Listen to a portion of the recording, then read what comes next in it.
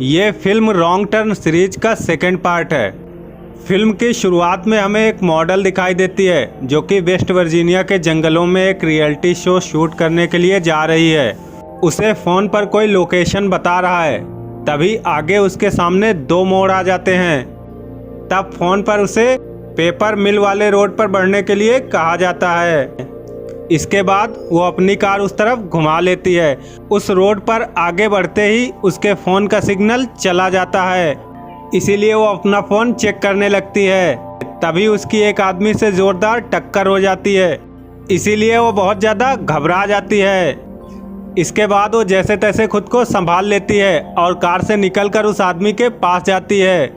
तब वो देखती है वो आदमी अभी भी जिंदा है, इसीलिए वो उसकी मदद करने लगती है। तभी वो आदमी उस पर झपट पड़ता है और उसके नीचे वाले होठ को काटकर कच्चा ही खा जाता है। अब किन्वर्ली जान बचाकर वहां से भागने लगती है। तभी सामने से थ्री फिंगर आकर उसे पकड़ लेता है और उसे सीधा खड़ा करके अपनी कुल्हाड़ी से बीच में से काटकर दो टुकड़े कर देता है। इसके बाद वो दोनों उसका एक एक हिस्सा लेकर वहां से चले जाते हैं।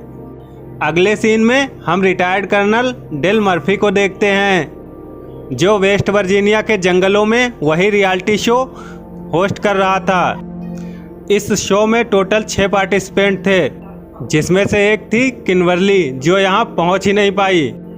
इसीलिए इस शो का डायरेक्टर माइकल अपनी गर्लफ्रेंड मारा को किम्बर्ली की जगह पार्टिसिपेट करने के लिए बोलता है। और वैसे भी इन लोगों ने किम्बर्ली का बहुत इंतजार किया है, इसलिए मारा पार्टिसिपेट करने के लिए मान जाती है। इसके बाद वो पूरे जंगल में कैमरा फिट कर देते हैं और साथ ही हर पार्टिसिपेंट के ऊपर कैमरा लगा देते हैं। अब शो स्टार्ट हो जाता है और डेल उन्हें सारे रूल समझाकर दो दो के ग्रुप में बांट देता है, जहां वो उन्हें एक टास्क देता है। अब सारे लोगों को खाना ढूंढना था। अब गेम शुरू हो जाता है। इधर एक कैमरे में हम नील नाम के लड़के को देखते हैं, जो जंगल में कहीं सुसु कर रहा था। तभी पीछे से थ्री फिंगर आकर उसका गला काट देता है, जिससे वो वहीं मर जाता है। इधर डेल जंगल में कैंप सेटअप करके वापस अपने क्वाड बाइक के पास आता है। तब वो देखता है कि किसी ने उसके क्वाड बाइक के टायर में तीर मारकर उसे पंचर कर दिया है, इसीलिए वो हालात समझने की कोशिश करने लगता है। तभी उस पर अचानक से तीरों की बारिश होने लगती है, लेकिन जैसे तैसे वो खुद को बचाकर एक पेड़ के पीछे छिप जाता है। तभी सामने से थ्री फिंगर उस पर एक कुल्हाड़ी से हमला करता है, लेकिन डेल बच जाता है। अब वो अपना चाकू निकालकर थ्री फिंगर पर हमला करता है, जो सीधा जाकर उसकी छाती में लगता है। लेकिन थ्री फिंगर को इससे कोई फर्क नहीं पड़ता है। वो अपना चाकू निकालकर अपना ही खून चाटने लगता है।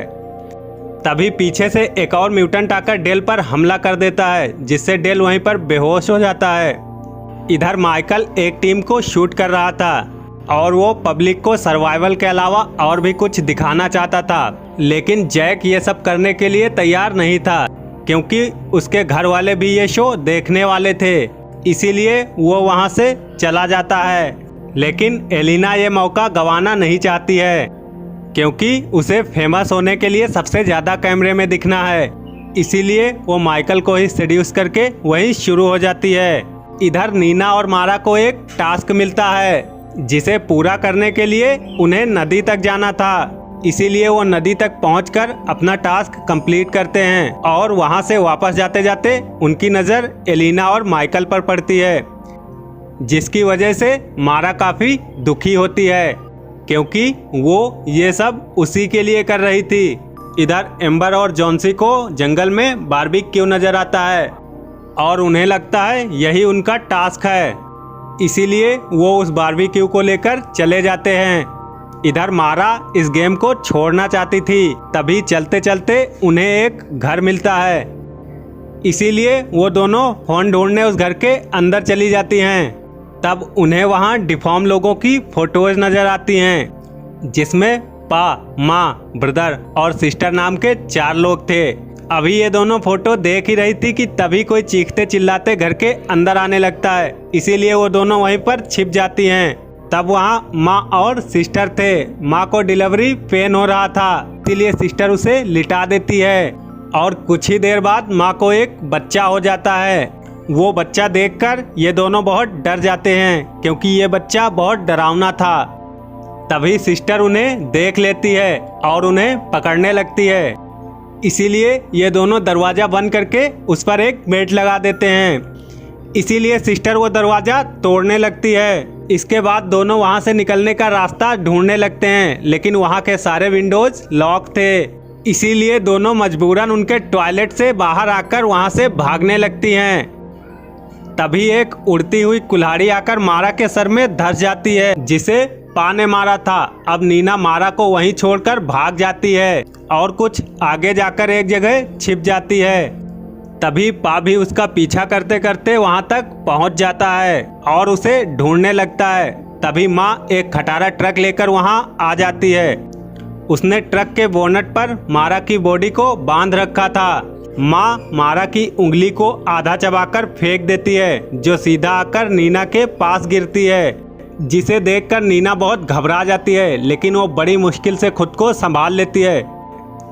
इसके कुछ देर बाद पा और माँ ट्रक लेकर वहां से निकल जाते हैं। इधर माइकल और एलिना अपना काम निपटा चुके थे, इसीलिए माइकल वहां से चला जाता है और एलिना धूप सेकने वहीं लेट जाती है।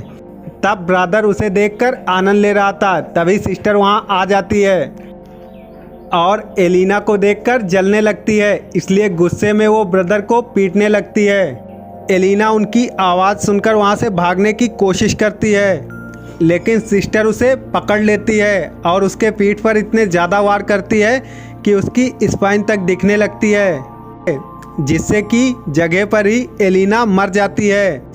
इधर डेल की आंखें खुलती हैं तो वो देखता है कि किसी ने उसे उल्टा लटकाया हुआ है। उसी के सामने थ्री फिंगर नील की आंतड़ी बाहर निकालकर डिनर की तैयारी कर रहा है।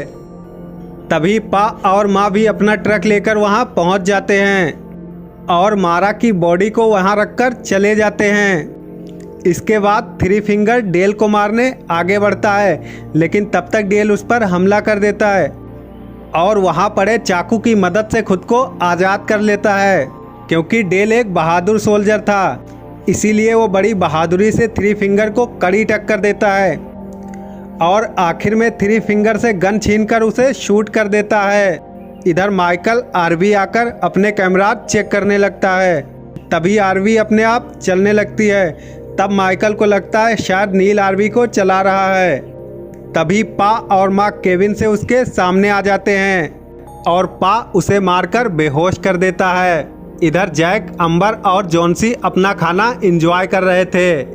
तभी घबराई हुई नीना उनके पास आती है और उन्हें सारी कहानी बताने लगती है, लेकिन जॉन्सी को लगता है ये इस शो की एक्टिंग का हिस्सा है। तभी एम्बर उस बारबेक्यू को देखती है तो उस बारबेक्यू पर टैटू नजर आता है। अब ये सब समझ जाते हैं कि ये अब तक किम्बर्ली की टांग खा रहे थे। ये देखकर वो सब वहाँ से भागने लगते हैं और भागकर सीधा अपनी आरबी के पास आते हैं, लेकिन यहाँ उन्हें कोई भी नहीं मिलता। इसीलिए वो सब पेपर मिल जाने का फैसला करते हैं। इधर डेल एक घर तक पहुँच जाता है जहाँ उसे मेनार्ड नाम का एक आदमी मिलता है। ये वही आदमी है जो रॉन्ग टर्न के फर्स्ट पार्ट में गैस स्टेशन का मालिक था। डेल यहाँ अपने जख्म साफ करके उस पर टाँके लगा देता है और मेनार्ड उसे उन म्यूटेंट के बारे में बताने लगता है। वो बताता है कि ये म्यूटेंट पेपर मिल से निकलने वाले जहरीले केमिकल का नतीजा है और अब तो इनकी ब्रीडिंग भी इसी तरीके से हो रही है। तब डेल उसे बताता है कि उसने उनमें से एक को मार दिया है, जिस पर मेनार्ड उस पर हमला करके उसे मारने की कोशिश करता है, क्योंकि थ्री फिंगर उसी का बेटा था।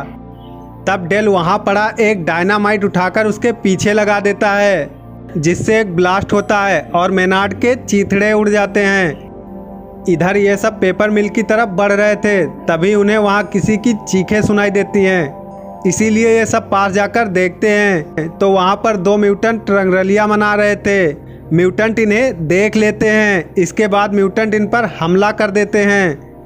मीना सेल्फिश बनकर यहाँ से भी भाग जाती है, लेकिन ये तीनों उनसे लड़कर उन्हें घायल कर देते हैं और वहाँ से भाग जाते हैं। इधर नीना भागते भागते एक गड्ढे में गिर जाती है जैक नीना को ढूंढने का फैसला करता है। किसी को मिल की तरफ जाने के लिए कहकर वो अकेला ही नीना को ढूंढने निकल पड़ता है और वो उसकी चीखें सुनकर नीना के पास पहुंच जाता है और उसे गड्ढे से निकालने लगता है और इसी दौरान उसका शोल्डर डिसलोकेट हो जाता है।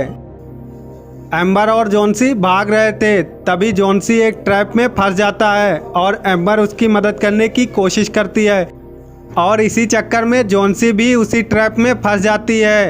अब कुछ देर बाद पा और ब्रदर यहाँ आ जाते हैं।